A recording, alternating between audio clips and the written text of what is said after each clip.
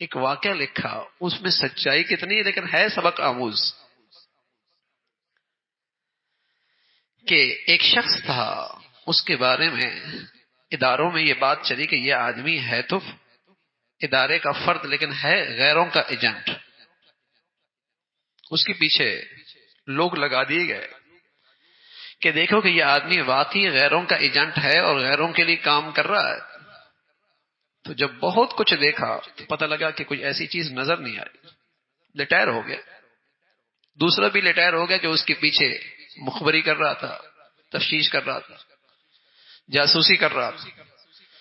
دونوں چائے پہ بیٹھے تو اسے پوچھا کہ تو پتہ ہے ہمیں تمہارے پیچھے تمہارے بارے میں تحقیق کر رہا تھا. کہا مجھے پتا ہے، مجھے پتا ہے. کیا یہ بتاؤ اب تم بھی ریٹائر ہو گئے، میں بھی ریٹائر ہو گئے، آیا واقعی تمہارے اندر یہ چیز تھی کہ تم غیروں کے لیے کام کر رہے تھے؟ کہاں کر رہا تھا؟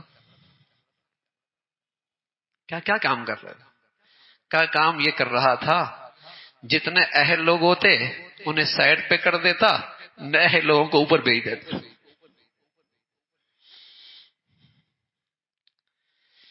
اہل لوگوں کو نہیں راستہ رکاوٹ بن جاتا اور جو نہ اہل ہوتے انہیں اوپر بھیج دیتا. تو کسی قوم کے بربادی کے لیے کافی ہے نا. خائن بھیج دو، لٹیرے بھیج دو یا نہ اہل بھیج دو، کسی قوم کی بربادی کے لیے کافی ہے. اور میرے عزیزو، اس وطن عزیز میں کس چیز کی کمی ہے؟ کیا کچھ اللہ نے اس ملک کو نہیں دی ہے، لیکن 70 سال میں بدقسمتی سے کسی کی توجہ یہ نہیں رہی کہ یہاں اس قوم میں دیانت بھی پیدا کر دے، اہلیت بھی پیدا کر دے. اس کام کو تو ہم نے کام سمجھا ہی نہیں نا. اگر آج اپنے قوم کا مستقبل دیکھنا چاہتے ہیں تو آج کے تعلیمی ادارے دیکھ لو، بتائیے وہاں اہلیت کتنی ہے، دیانت کتنی ہے، سچائی کتنی ہے، حیا کتنی ہے، ایمان کتنا ہے، غیرت کتنا ہے. تو پتہ چل جائے گا اس قوم کا کل کیا ہے. اس قوم کا کل کیا ہے. 60% 70% لڑکے نشہ کر رہے ہیں، آوارہ ہیں، عفت پاک دامنیوں کا جنازہ نکل چل رہا ہے، شرم و حیا ختم ہو گئی. اور پھر امید رکھیں کہ یہ قوم اپنے پاؤں پہ کھڑی ہوگی.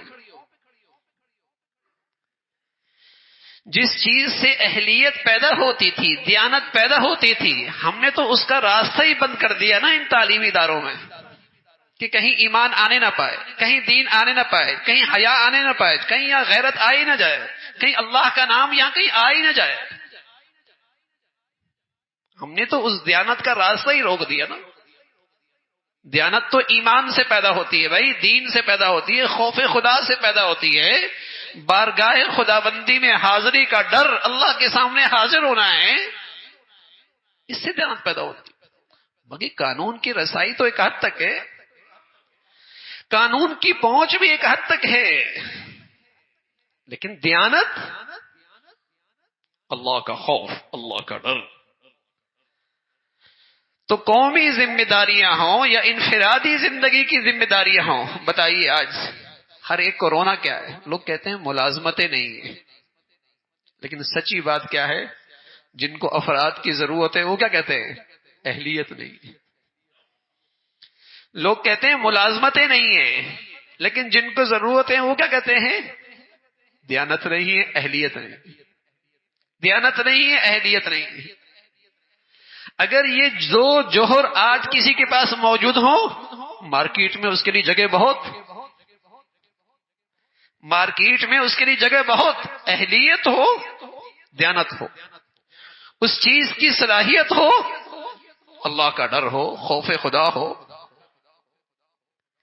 یہ سارا حسن تو ہمارے دین کا حصہ تھا کہ مسلمان تو ہوتا ہی دیندار تھا، دیانت دار ہوا کرتا تھا. اللہ کے نبی صلی اللہ علیہ وسلم فرمایا کرتے تھے آیت المنافق ثلاث، منافق کی 3 نشانیاں ہیں: اذا حدث کذب واذا وعد اخلف واذا اؤتمن خان. منافق ایسا ہوتا ہے بات کرے جھوٹ بولے، وعدہ کرے خلاف ورزی کرے، امانت رکھوائی جائے امانت دی جائے خیانت کر.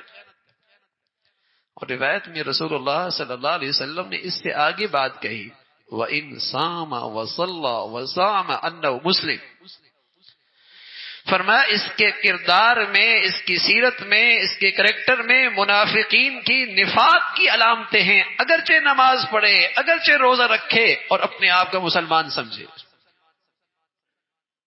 وَإِنْ صَامَ وَصَلَّى وَزَعَمَ أَنَّهُ مُسْلِمٌ، اگرچہ نماز پڑھے، روزہ رکھے اور اپنے آپ کو مسلمان سمجھے، لیکن یہ اپنے کردار کے لحاظ سے اپنے اندر نفاق رکھتا، اس کے اندر منافقت کی علامتیں ہیں، جھوٹ بولتا ہے، خلاف ورزی کرتا ہے، خیانت کرتا ہے،